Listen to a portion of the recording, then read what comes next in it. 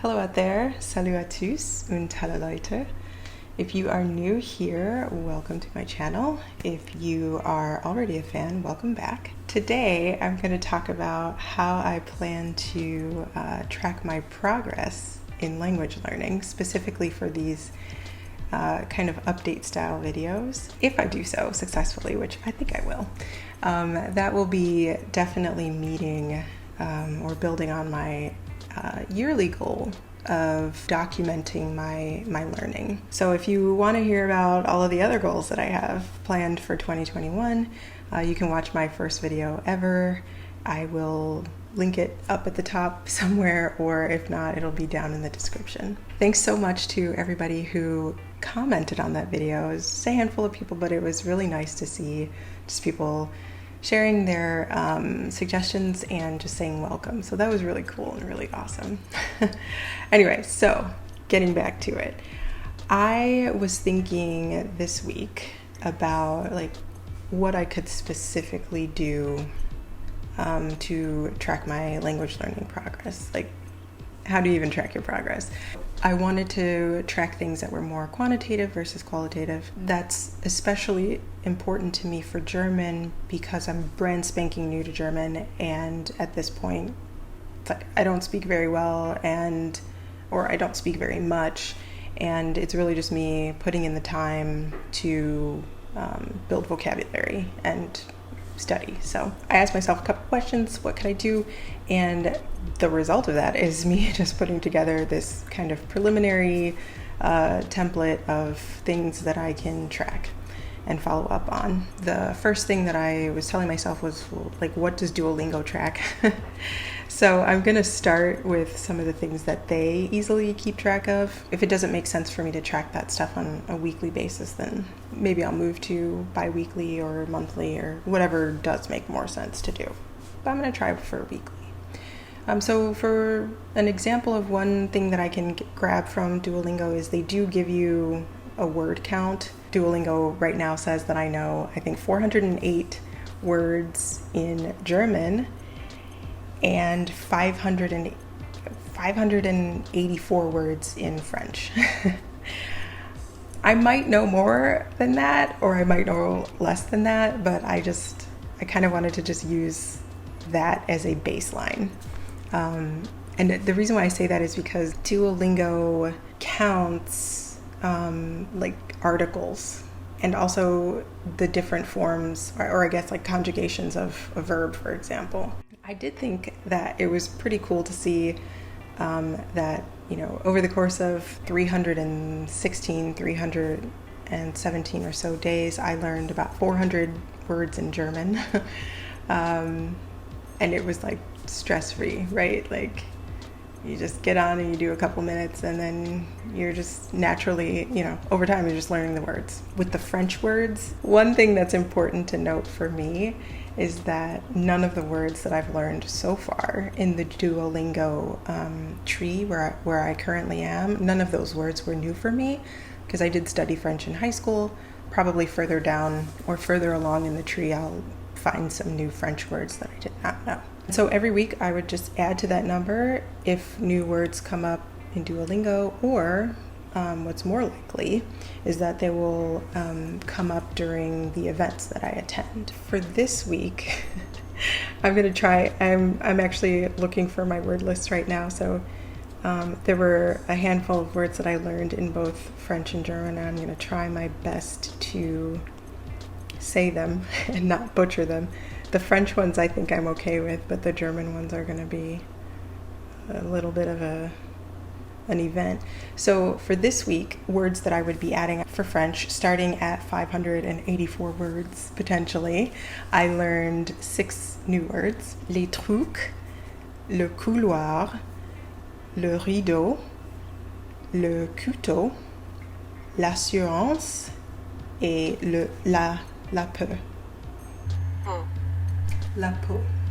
That would bring me to a total of 589 words, and we can cheer for that. So then for German, and I'm only laughing because I'm oh boy, time to speak. So for German, starting with 408 words, I learned the following 8. Jetzt, krank, denken, glauben, Russisch, Hebräisch. Let me ask Google. VRMISCHTIS. That's not. Vermischtes. Vermischtes. Letzte.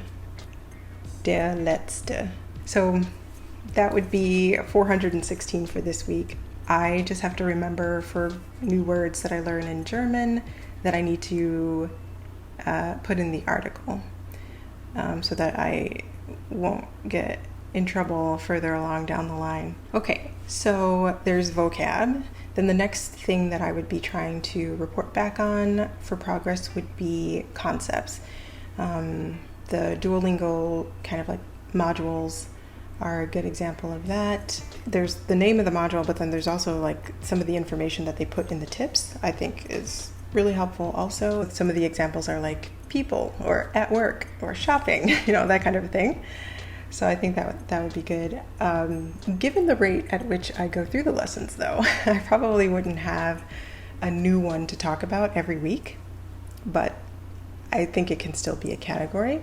And then the events that I go to, or if I want to study stuff on my own, those will also be concepts that I can add for my update. For example, I go to a meetup that is for French grammar practice, and so conceptually we spoke about le futur simple and le futur proche.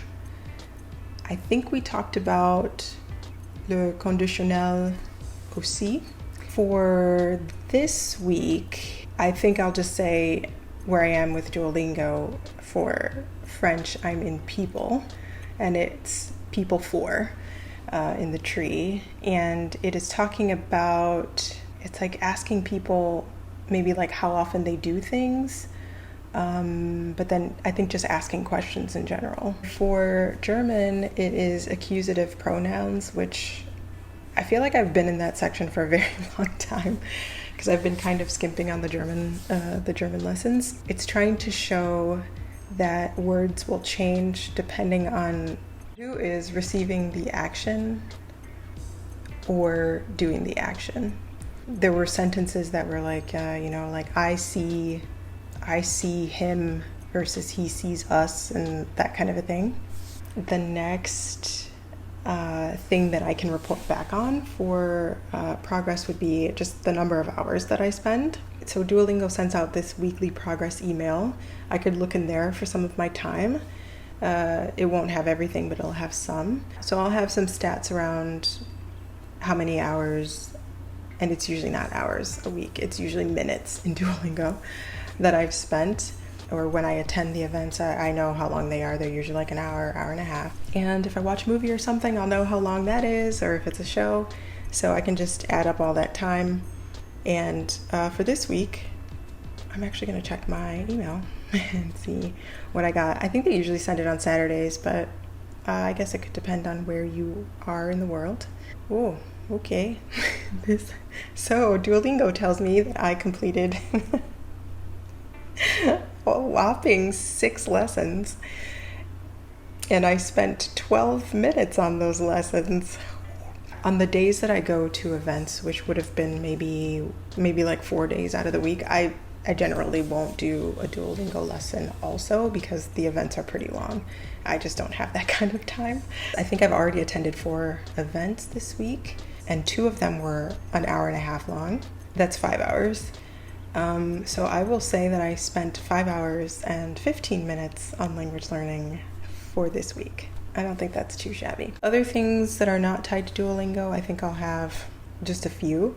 One would be if I set a specific goal for the upcoming week, I would give an update on that. And that kind of falls into the next kind of update category. It'll just be like me talking about what's upcoming for the next week. So if I were to say, okay, next week I'm going to learn the alphabet, then I would give the update next week, and I would set another goal for the following week. I may not always set that next goal. I think it's just going to depend on time constraints, and if I really think I'll be able to get anything extra done. And then the last one would just be my general mood and feelings about what's happened that week in terms of language learning. So I know that some weeks I'm going to struggle with things. Some weeks might be super fun when I attend the events, or if I watch something and it's like really good.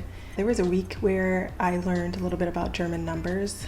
Like I said, I can't really count to 100 or anything yet, but my brain just froze when I had to say numbers. We did like a little exercise of math. And it was like, you're doing the math, you're learning new words for numbers, and I'm having to turn it around kind of in my head. And so what I mean by they're flipped is, if you were to say 21, in French you would say 20 and 1, and then in German you'd say 1 and 20. And so it took me a moment. I don't know, it took more than a moment. So that'll be the structure that I want these updates to follow.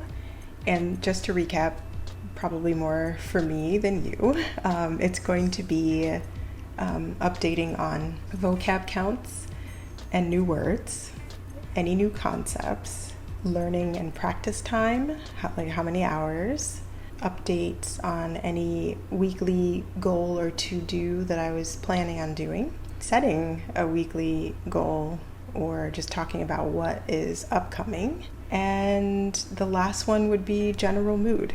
I might move the general mood one up to the top. It just kind of depends. But those are the different categories of what I'm going to do updates on. So there we go. This week was more of an explanation than it was just going through the updates. But in the future, I hope to just kind of roll right through the updates smoothly, since all the categories are set.